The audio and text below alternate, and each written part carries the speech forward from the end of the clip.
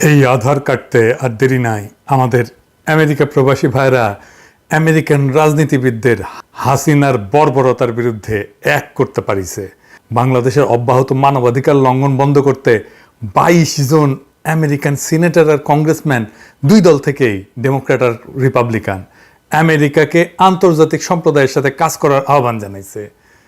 এখন অনেকে কইতে পারেন যে আমেরিকা তো দেখায় মুরগি আর খাওয়ায় ডাইল, আমেরিকা কি করছিল মনে নাই? আমি কইতেছি না আমেরিকা কিছু কইরা দেবে। আমাদের রাজপথের দখল আমাদের হাতে, আমাদের কারোই সাহায্যের দরকার নাই। কিন্তু হাসিনা যেন ওদের সাহায্য না পায়, ওই রাস্তা বন্ধ হইয়া গেল। আমরা হাসিনার জগৎ ছোট কইরা দিলাম আরো। ছাত্ররা সর্বাত্মক অসহযোগ ডাকছে। এই ভিডিওর পর আমি কতক্ষণ বাঁচবো আমি জানি না। লা ইলাহা ইল্লাল্লাহু মুহাম্মাদুর রাসূলুল্লাহ বলে এই কালেমা পড়ে আমি যাচ্ছি। আমি যদি মরে যাই ভয় নেই, বাংলার প্রতিটি মানুষ যারা বেঁচে আছেন তারাই নেতৃত্ব দিবেন, তারাই চালিয়ে দিবেন। এই কালেমা পড়ে নেওয়ার পর আমার আর ভয় নেই। আসসালামু আলাইকুম, আমি রিফাত রশিদ, বৈষম্য বিরোধী ছাত্র আন্দোলনের পক্ষ থেকে বলছি। একটা কথা স্পষ্ট করে বলে দিতে চাই, এই খুনি সরকারের সাথে আর কোনো আলোচনা না। এই খুনি সরকারের সাথে আর কোনো আলোচনা না, আর কোনো বসা না, আর কোনো মীমাংসা না, আর কিচ্ছু হবে না। তারা প্রত্যেকবার ক্র্যাকডাউন চালিয়েছে। বাংলাদেশে গণহত্যা চালানোর পরেও আমরা শিক্ষার্থীরা যখন রাজপথে নেমেছিলাম তখন আমরা চুপ করে বসেছিলাম। আমরা কিন্তু রাজপথে খুব শান্তিপূর্ণ কর্মসূচি দিয়েছিলাম। আমাদের এই শান্তিপূর্ণ কর্মসূচিতে আবার গুলি চালানো হয়েছে। আমাদের ছয়জন ভাইকে শহীদ করা হয়েছে, এখনো অনেকে আহত। আমরা জানি না তাদের অবস্থা কি।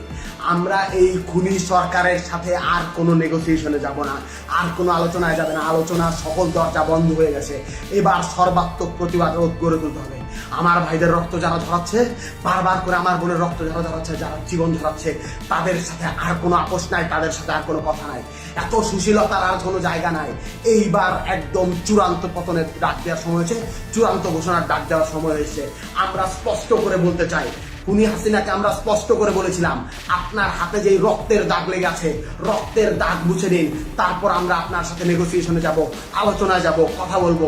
আপনি খুনের হত্যার বিচার করুন। তিনি বিচার করেন নাই। তিনি কি করলেন? তিনি আমাদের শিক্ষার্থীদের উপর আবারও ক্র্যাকডাউন চালাইলেন, আবারও গুলি করলেন। আপনারা দেখতে পাইছেন আজকে উত্তরায় কিভাবে ছাত্রলীগ যুবলীগের ক্যাডাররা ওপেন ফায়ার করতেছে।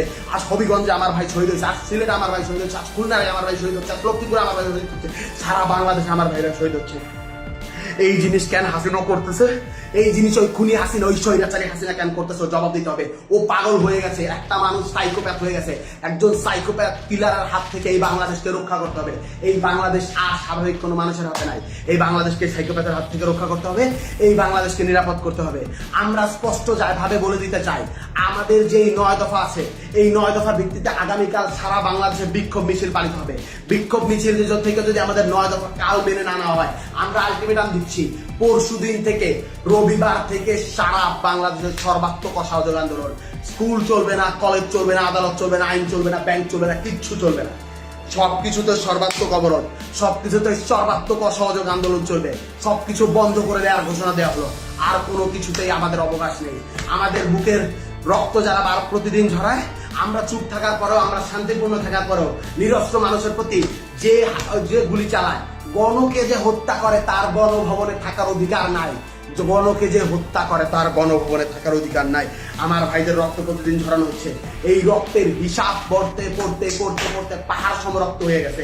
এই রক্তে তাকেই ডুবে মরতে হবে। তার মানে কোনো ট্যাক্স দিবেন না, অফিসে যাবেন না, অফিস বন্ধ, বিল দেবেন না, পানির দেবেন না, বিদ্যুতের বিল দেবেন না, স্কুল কলেজ বন্ধ রাখবেন, সরকারি কোনো অনুষ্ঠানে যাবেন না, কোনো রেমিটেন্স পাঠাবেন না। আর একটা জিনিস, যেটা প্রয়োজন খুবই আবশ্যিক না সেটা করবেন না। ইকোনমিক অ্যাক্টিভিটিস কমাই দিতে হবে। রেস্টুরেন্টে খাইতে যাবেন না, উপহার কিনবেন না, বিয়ে শাদী বন্ধ রাখবেন, এই সময় জামা কাপড় কেনা বন্ধ রাখবেন, এইসব কিছু বন্ধ রাখবেন মেহরবানি কইরা। তাহলে দেখবেন ইকোনমিক অ্যাক্টিভিটিস কমে গেছে। ইকোনমিক অ্যাক্টিভিটিস কমে গেলে হাসিনার গলায় ফাঁস পড়বে। গতকাল আবার সারা দেশের 4 জন নিহত হয়েছে, তার মধ্যে কিন্তু 2 জন পুলিশ। আচ্ছা পুলিশ ভাইরা একটা ভিডিও দেখেন, দেখবেন। হ্যাঁ, পুলিশ সদস্যের বউ মারা যাওয়ার পরে কি করিচ্ছে, আহাজারি করিচ্ছে, দেখেন।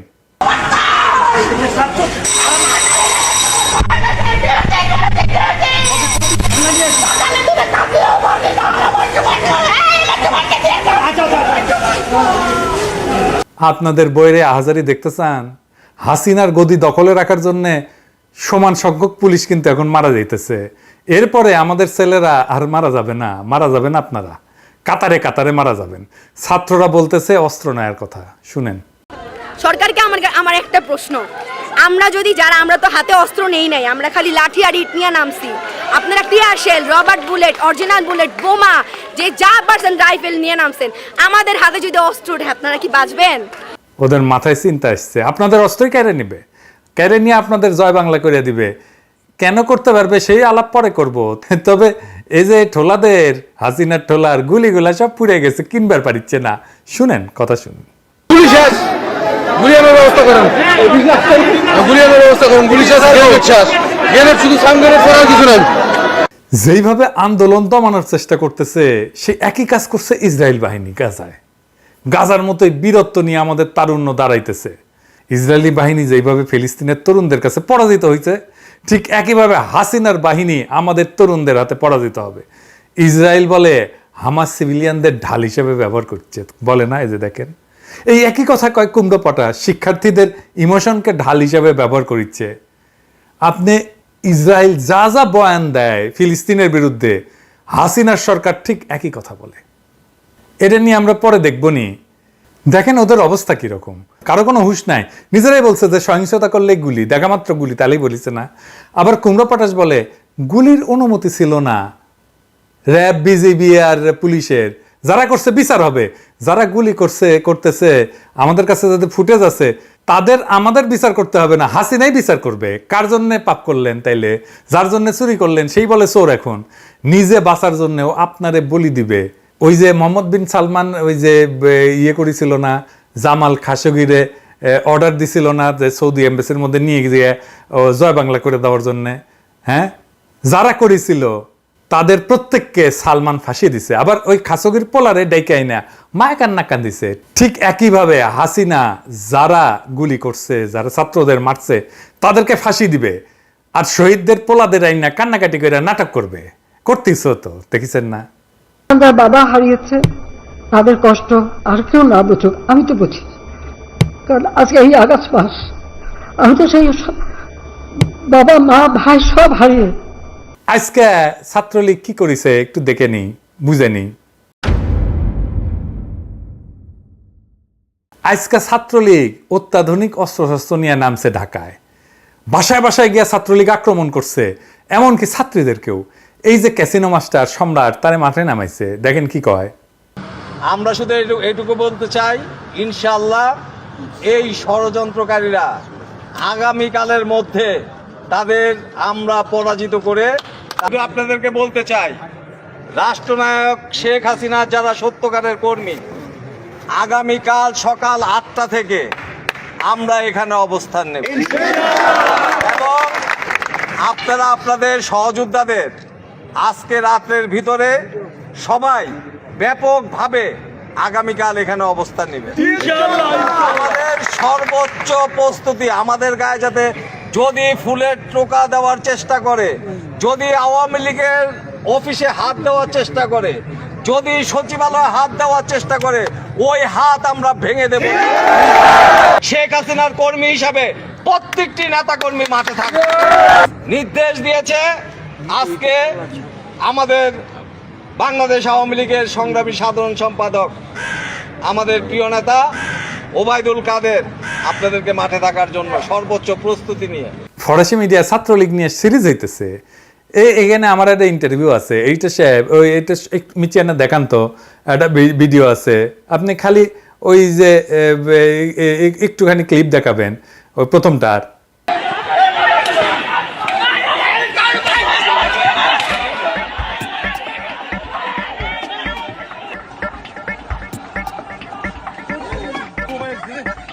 কিছুই বা চেহারা আপনাদের কোনো কিছু ভুলে থাকে না।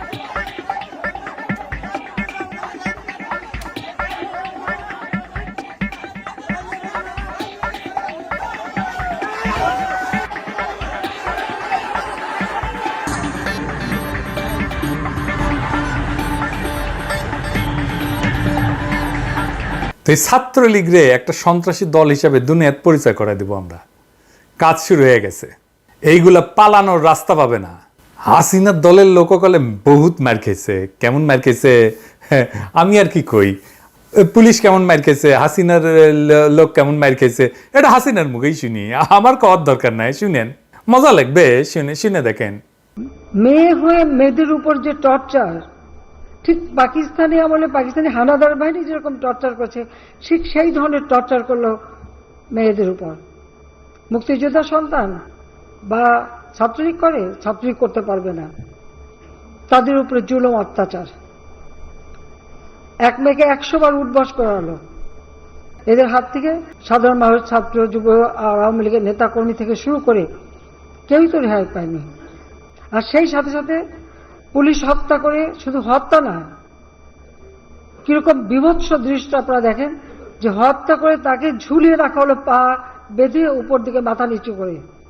আমাদের গাজীপুরের যে কর্মী দলের, তাদেরকে তো মেরেছেই, হাসপাতালে চিকিৎসা নিতে গেছে, সেখান থেকে বের করে নিয়ে এসে পা গাছের সাথে ঝুলিয়ে রেখে তারপর তাকে গুলি করা হয়েছে।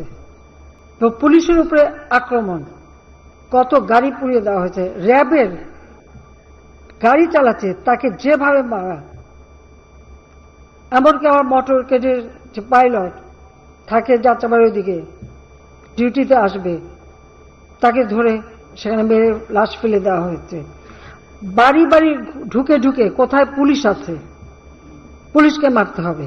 শুনেছেন, ওর মোটর গাড়ির পাইলট তারেও নাকি জয় বাংলা করে দিছে পাবলিক। এটা খুব ইন্টারেস্টিং। পাবলিক সিনে কে হাসিনার জন্য কাজ করে, এডিটর সাহেব হাসিনা যখন করছে যে ক্যাঙ্কা ক্যাঙ্কা করে জয় বাংলা করে দিছে, এটা দেন, আর পিছে একটা পার্টি সং দেন, হ্যাঁ, এটা মজা লাগে তো আমাদের। সম্রাটরে যদি ঝুলান না, তাহলে কল 2 পা টেঙায় ঝুলাবেন না, 1 পা টেঙাবেন, হ্যাঁ, কারণ কাটাল রানী মাইন্ড করে 2 পা টেঙালে, ওরা 1 পা টেঙাবেন, ওর কত তেল হয়েছে দেখবো। মাস্তানের বাচ্চা, মাস্তান ক্যাসিনো সম্রাট। আমার এই ভিডিও যখন রিলিজ হবে তখন বাংলাদেশের অবস্থা কি হবে আমি কলে জানি না, আমি তো করি আগে ভিডিও রেকর্ডিং, এটা রিলিজ হয় পরে, এডিটিং করার পরে। তা আসেন এটা নিয়ে না আলাপ করে নিই। আপনারা জানেন যে আমি রেকর্ড করি, তারপরে এটা এডিট হয়ে আসতে আসতে 1-2 দিন লেগে যায়। ইদানিং আমার রেকর্ড করার সময় মনে হয়, আচ্ছা এটা যখন রিলিজ হবে তখন হাসিনা থাকবে, তো হাসিনার শাসনের অবসান যা আমাদের কাছে অনেক দূরের বিষয় বলে মনে হচ্ছিল, তা হঠাৎই আমাদের নাগালের মধ্যে চলে আসছে। এমনও হইতে পারে আমার এই এপিসোড যখন রিলিজ হবে তখন হাসিনা জয় বাংলা হয়ে গেছে। এখন থেকে এটা আমি কবু যে এই এপিসোড যখন দেখিচ্ছেন তখন হাসিনা জয় বাংলা হয়েও যাইতে পারে। তবে যাই হোক, হাসিনা সম্ভবত জরুরি অবস্থা ঘোষণা করতে যাচ্ছে। ওই যে দেখেছেন না, কালকে ইয়ে করবে, একটা মিটিং ডেকেছে সেনা প্রাঙ্গণে, পারবে কিনা জানি না, কারফিউ দিয়ে কিছু করতে পারে নাই, আবারও উদ্দীপ্ত হইয়া ছাত্ররা মাঠে নামিছে, দেখেছেন তো।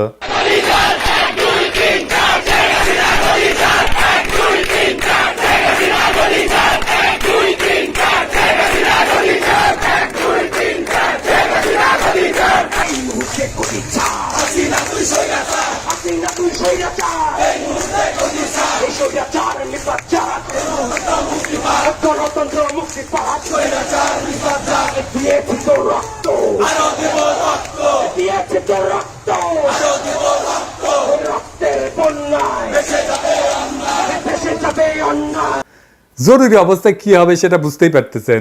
যদি জরুরি অবস্থা দেয়, সেই জরুরি অবস্থা ভাঙতে হবে, এটা ভাঙবেন, এই প্রস্তুতি এখন থেকে নেন। কিভাবে ছাত্ররা ভাঙবে সেটা তারা জানে, তারা আমাদের চেয়ে অনেক বেশি বুদ্ধিমান, তারা আমাদের চেয়ে অনেক বেশি অর্গানাইজ, তারা আমাদের চেয়ে অনেক বেশি ক্রিয়েটিভ। কিভাবে ভাঙবে তারা সেটা চায়, তারা আমাদের চেয়ে অনেক বেশি বীর। জরুরি অবস্থা ভাঙবেন এবং জরুরি অবস্থা দিক বা না দিক প্রস্তুতি নেন। ঢাকায় আমাদের গণভবনের দখল নিতে হবে, ওইটাই ক্ষমতার কেন্দ্র। ওইখানে যেদিন যে আমরা বসতে পারবো আর শেখ হাসিনাকে পাশায় লাথি দিয়ে বের করে দিতে পারবো, সেই দিন আমাদের বিজয়।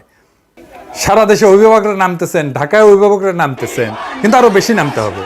ডিওএইচএস এ নামছেন অবসরপ্রাপ্ত সেনা কর্মকর্তারা, অন্য এলাকাতেও নামেন। বীরের মতো লড়তেছে আমাদের সন্তানেরা, তারা আহ্বান জানাচ্ছে। দেখেন, বৃষ্টি হোক, ঝড় হোক, গুলি হোক, ভারতীয় সেনাবাহিনী হোক, রুখে দাঁড়াবো এবার।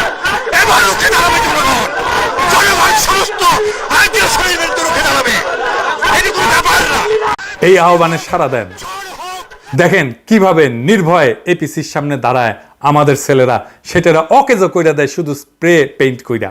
দেখেন,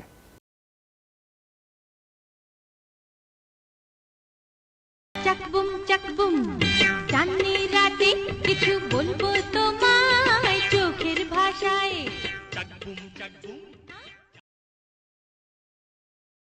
চাকবুম চাঁদনি রাতে কিছু বলবো তোমায় চোখের ভাষায়।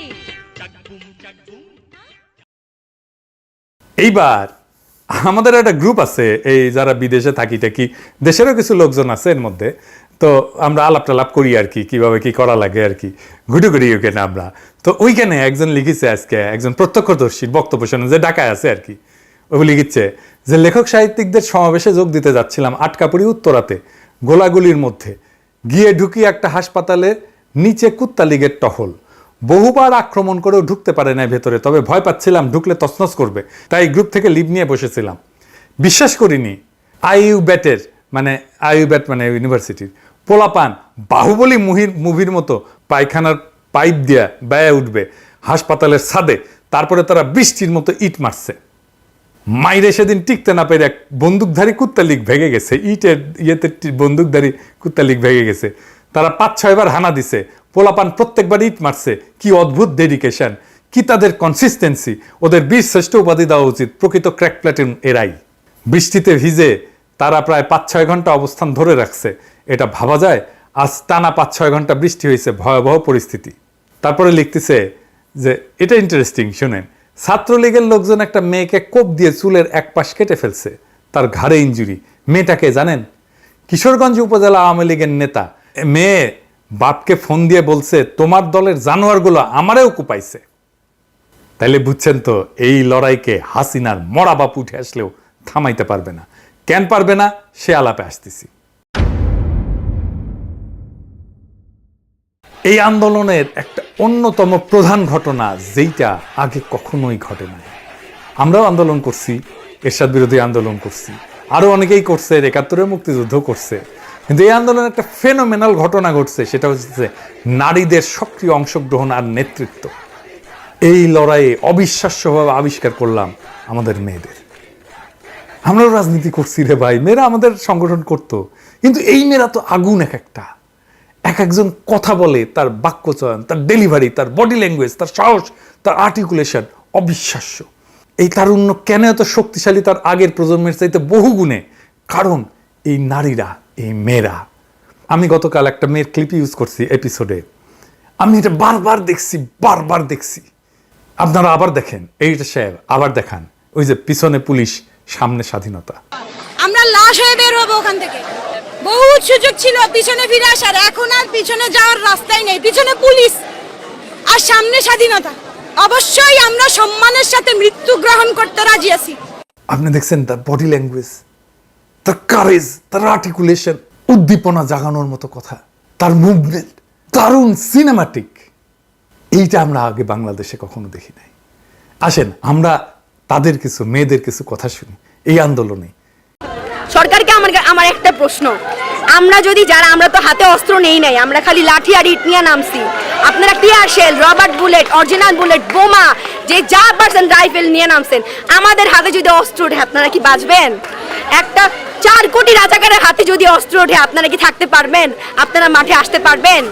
কিছুই বলা যাবে না। এটা কোথাকার আইন? কে বিচার করবে? কাদের কাছে বিচার চাওয়ার দিন আছে নাকি? মেয়াদ লাগতেছে, ঘুমাইতে পারতেছি না, খাইতে পারতেছি না, রাস্তায় বাইরে হলে কি স্টুডেন্ট পরিচয় দেওয়া যাবে না? What the hell! আমি আমার চোখের সামনে দেখেছি একটা মানুষের মুখ থেকে গড়গড় করে রক্ত বের হচ্ছে, তাকে আমরা ঠিকমতো হাসপাতালে নিয়ে যেতে পারি না। আমি আমার হাত দিয়ে বুলেট বের করেছিলাম, বুলেট। এটা আমার স্বাধীন দেশ, আমার স্বাধীনতা কোথায়? একটা সাধারণ আন্দোলন যেখানে আমরা শুধু মত প্রকাশ করতে চেয়েছিলাম, একটা সাধারণ, একটা নিরস্ত্র আন্দোলনকে রণক্ষেত্রে পরিণত করেছিলেন। এত মানুষ মারা গেছে, একটা 4 বছরের বাচ্চা, সে তার বাসায় স্বাধীন না। একটা 4 বছরের বাচ্চা যদি বাসায় নিরাপদ না থাকে, তাহলে আপনি এই দেশে কেন আছেন? কিসের স্বাধীনতা আপনি আমাদের দিয়েছেন? আমাদের গণতন্ত্র কোথায়?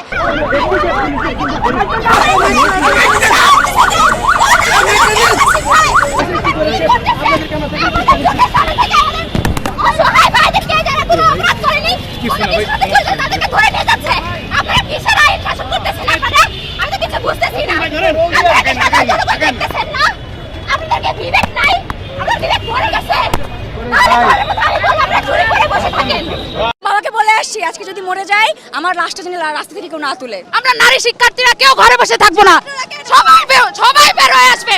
ন্যাশনাল ঢাকা কলেজ বিশ্ববিদ্যালয় এখন এক হয়ে যাবে। সহিংসতা ছড়িয়ে আমাদের মধ্যে ঢুকানোর চেষ্টা করছে, কিন্তু এটা হবে না, বৃথা যাবে। বাংলাদেশের 90% শিক্ষার্থী আর 1% হলে সন্ত্রাসের চান্স পাইবো।